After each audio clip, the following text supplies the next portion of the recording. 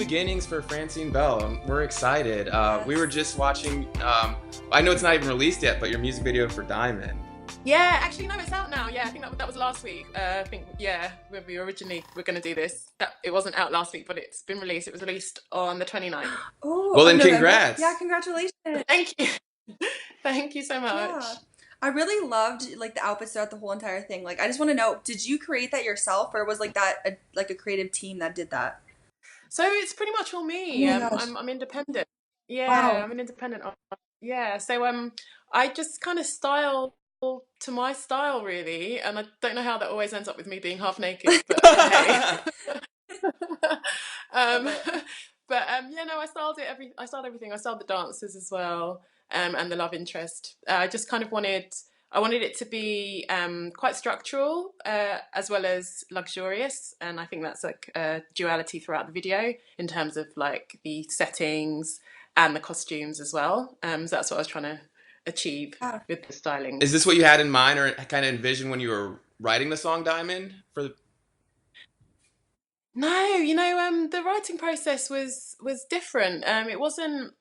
I didn't have everything kind of envisaged yet.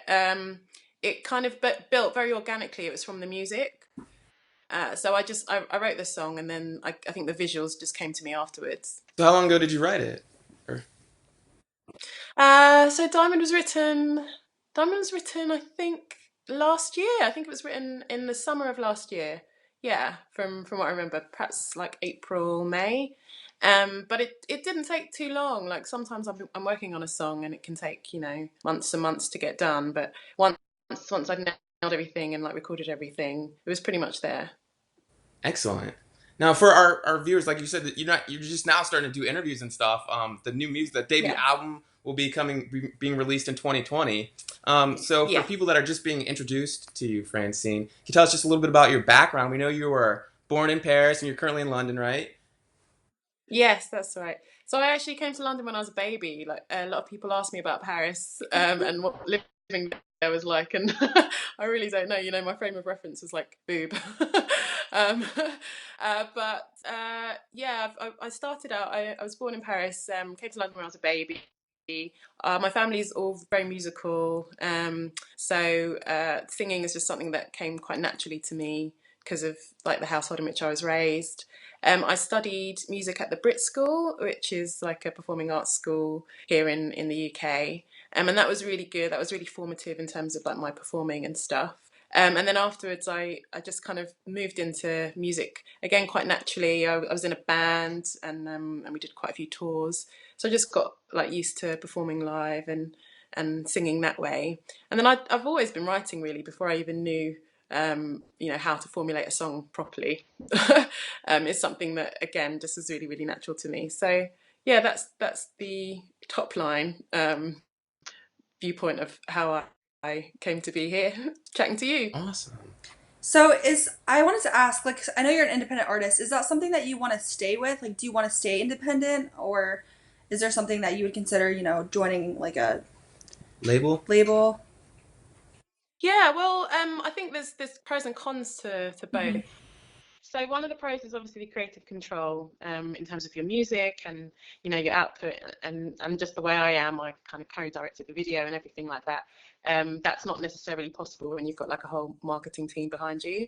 But then there is marketing, which is very expensive, and so that can be quite useful if you've got like a big engine and a big machine to push your creative vision. So I definitely would sign. I just think it would have to be like the right circumstance and a right understanding of like my creative output as well. So like someone that understands you and like works with you and is able to see your vision through your eyes. Definitely, definitely. And they don't have to kind of necessarily see the vision or like necessarily, agree with everything, but just to respect it and respect the art, which, is very strange dynamic that you have with the music business, that those things are, in almost in opposition to each other. That it's juxtaposed. One of them is quite it's very subjective and personal, and then the other is numbers and data, and it's like a Mm. business. And so on both sides, you've just got to find a nice synergy where you guys are speaking in different languages, but going towards the same goal. And it's just it's like any relationship, any crucial, important relationship in your life. You just have to find the right fit, I think. Now, for us Yankees over here in America, I know you had said that you went to the Brit school. Is that a notable like school over in England?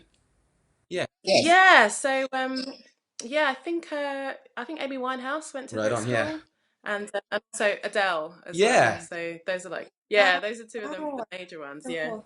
so it's fairly notable. Yeah. See, there's a small learning curve, but I figured that other great British songstresses attended there as well. So that's pretty cool. What was it like attending Brit school? It was great. You got to learn things that people don't necessarily think about if they wake up and say, I'm going to be a singer. There's a lot that goes into crafting a song. In terms of like production, I kind of cut my teeth on production there. They taught like basic classes in Cubase, which is production software. It's one of the easier. It's on the easier end, but that really helped me kind of later on down the line when I started producing my own music. I had like a baseline knowledge of just what the tracks mean and how to kind of record audio and stuff. That was really good. They helped out with, because I actually studied media and music. Music was actually like my minor subject, but as part of media, I got an understanding of like how filming works, how editing works, and all of that. Like I've taken it into my own releases and stuff. So it was really great. Yeah. Nice. I also noticed in your video for Diamonds, like you had at the very end, like your dress was like moving, like it was kind of like CGI a little bit. Was that something that you learned how to do? Because that was really cool. Thank you so much. I wish. One thing that I learned how to do is call on my talented friends. So yeah, I've got like a contact that actually helped me out with some of the After Effects and post production in Beautiful Heights as well. He's great, Demetrio. He's just based overseas, and we kind of collaborate really well, just like via email and stuff. But he got the result that I wanted, basically. So yeah, I can't take the credit for that. It's a very talented visual animator. Yeah. Oh my gosh, it looked so real. Like it was so cool. I loved it. That's Where great. was he at? Yeah, it took us a while to get it. Oh, sorry, what did Where you was say? he at? Where's he located?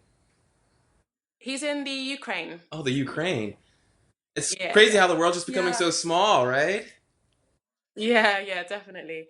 But I've collaborated that way on a lot of elements of my releases in the past with producers, gentlemen that produced quite a few tracks on my album. I don't think we've ever actually met. I don't think, but you know, yeah, just everywhere, just like you and I are talking right Right. now. Like the world is getting smaller and smaller with the internet. So if you can work that way, it's quite handy, especially as an independent artist. You're not paying for like airfare and stuff. So Absolutely. And you touched base on Beautiful Heights. Can you tell us a little bit about this track? This was like a breakthrough single for you. Mhm. oh yeah, thank you. I that song started from a dream actually. So a lot of the time it happened actually just last night. I'll dream a song, and sometimes I wake up and it's absolute nonsense, and I don't pursue it any further.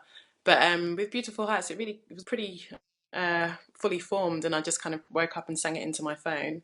And how I do a lot of my production is just by layering my voice. So all of my demos, including Diamond, actually no, not Diamond, but a lot of my demos where I don't have an instrumental, I'll just make it up with my vocals, and then that's how I get it produced. So I did that with Beautiful Heights, and the more I listened to it, the more I was like, actually, this could work with just vocals. So the next step beyond that was like, who's the best at vocals? Who can get this sounding like amazing? And I reached out to Ben Bram. He's the musical arranger for Pentatonics. They're like a Yeah. vocal a cappella group.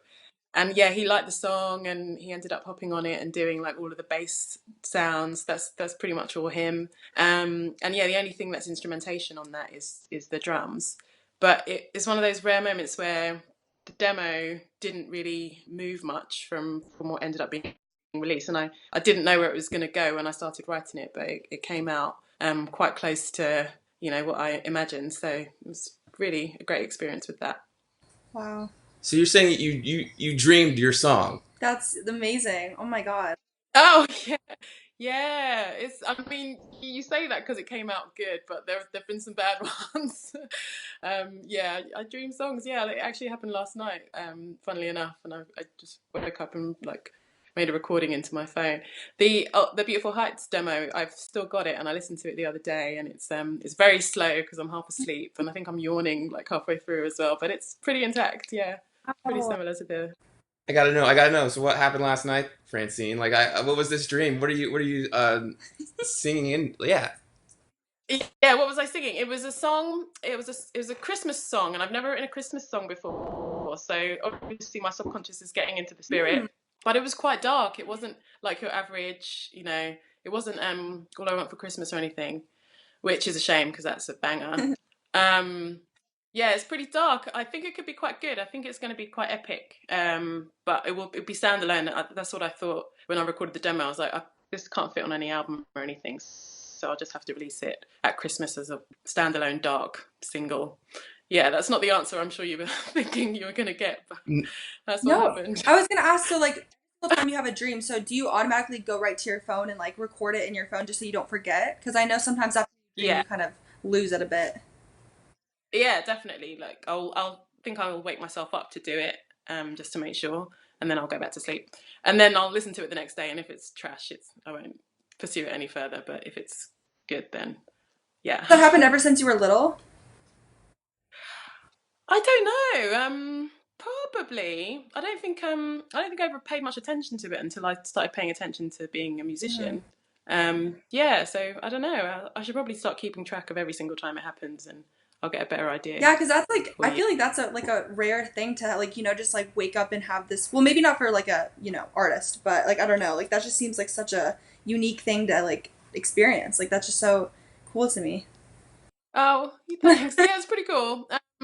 Inspiration kind of comes in different ways, like for different artists. I'm sure they've all got their weird stories. Um, the singer songwriter Charlie Puth, he had an album called Voice Notes, and that's just him like recording voice notes that come to him throughout the day. And I do that too, so I do it when I'm awake. But I really related to that album title. And I was like, actually, that could have been a good album title for me because all of my dream songs are recorded as voice notes. So yeah, so he kind of has it, but perhaps I haven't heard him mention the dream thing. But yeah, I think some people just get inspiration that way. Right on. So in some regards, your subconscious is singing to us. In some regards, yeah, that's a good way of putting it. Yeah, Right? singing to me first, but That's yeah, awesome. Very challenge cool. for me. Now, Thank the you. debut album's coming out in 2020 next year, very soon. Yeah, What's the? I really, I really hope so. Yeah, yeah. It's been kind of ready for a while. It's just getting like the last mixes and masters tweaked and perfected, but it's pretty much done. It again, just independent life. I'm hoping to be able to give it the push it deserves. So watch this space. I'll definitely let you guys know when everything's all lined up and it's coming. Awesome, cool. Very cool. And we noticed you also sang backup for Elton John. Tell us a little bit about that. What was that Yeah, experience like? 'Cause that's just cool. We gotta hear about it. yeah. It was really cool. So it's for this TV show in the UK, the Graham Norton Show, and Oh, I love. I was just oh Yeah. yeah, I met Graham too. Yeah, he's doing really well on Drag Race now, isn't he? I think he's cultivated the art of just making everybody seem, present and valuable. Like he didn't seem at all diva-ish or anything like that. Like he shook out all our hands and made sure to kind of say our names back to us. I was like, "Hi, nice to meet you, Francine." And yeah, it was a nice experience. We hadn't done any rehearsals with him. We just kind of went ahead with the show, but it all went quite smoothly. And yeah, it was a good experience. Very cool. So we have one more single possibly coming out before Christmas. You are gonna release this soon?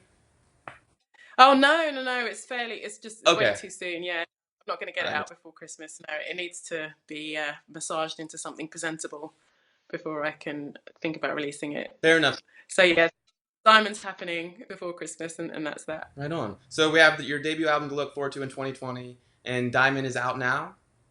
Yes, Diamond's out now. Awesome. Francine, we truly appreciate you taking the time to speak to us here at Yes. Ground Sounds, Lena and I.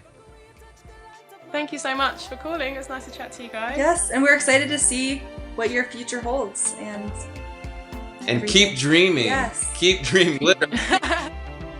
I definitely will. I can't help it. It just happens. Thank you, Francine. Thank you guys. Bye. Take care.